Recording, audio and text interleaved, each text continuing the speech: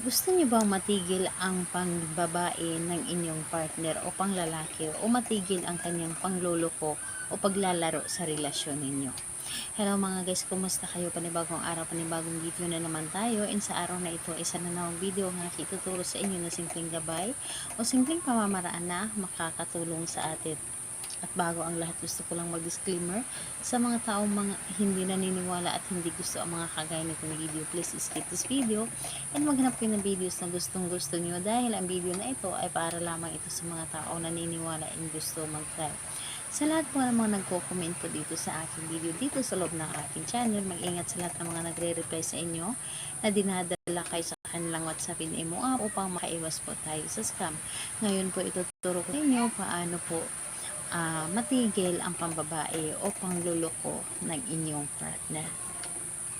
Dito po is, ang kailangan lamang natin dito, ihanda ang inyong sarili at panulat lamang.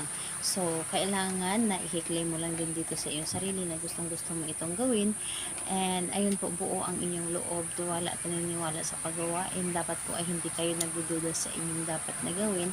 At kailangan na gawin mo ito dahil gusto mo na matigil ang panluloko ng inyong partner. Dahil lahat naman tayo ay ayaw natin magloko ang ating partner, dahil hindi po talaga maganda sa isang relasyon na merong nagluloko.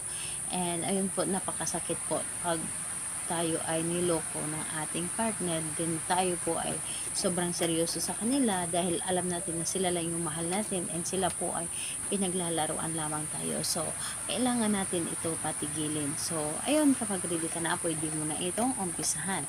So, dito po sa iyong palad, so kahit saang palad, pwede sa kanan, pwede sa kaliwa, depende po sa inyo, pero mas maganda dito po sa kaliwa ang pagsulat po. Isulat nyo lamang ang mata dito sa iyong palad. Pero mas maganda po na ang gamitin po ninyo na panulat ay itim. Huwag po kayong gumamit ng blue. Mas maganda po talaga ang itim. So, isulat nyo po dito yung mata. I-drawing po. I-drawing po ninyo ang mata dito sa iyong palad, tulad po nito. So, i-drawing po ninyo yung mata. And, ayun po. Pagka-drawing po ninyo ng mata, titigan mo ang mata sa iyong palad na para bang siya yung tinitigan mo. And ayun po, humiling po kayo. Hilingin ninyo dito na sa pamamagitan nito, ikaw, pangalan at apelyido ng inyong target.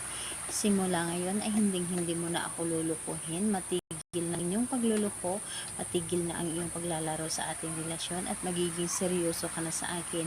At ako lamang ang iyong mamahalin, at hindi mo magagawa na magloko, hindi mo magagawa na saktan ako.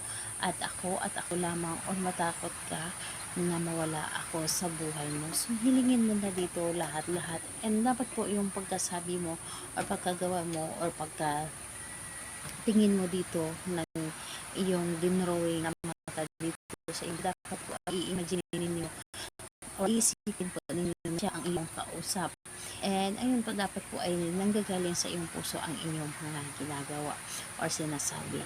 So, ayun po, pagkatapos nun ay hayaan nyo lang ang inyong i-drawing dito na mata na kusa itong mabura. So, mas maganda na gawin niyo ito sa gabi pag kayo matulog.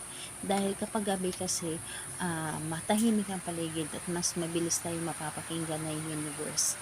And mas mabilis itong gumana. So, ayan po, gawin ito sa araw ng Tuesday and Friday ng gabi. Pero kapag hindi kayo makapaghintay ng Tuesday and Friday, pwede naman ito gawin sa ibang araw. So, kailangan lang talaga dito na malakas ang iyong loob sa paggawa nito. And, ayun po na para bang hinihila kayo na gawin ito. So, ayun po, salamat po sa inyo. Bye bye everyone. God bless us all.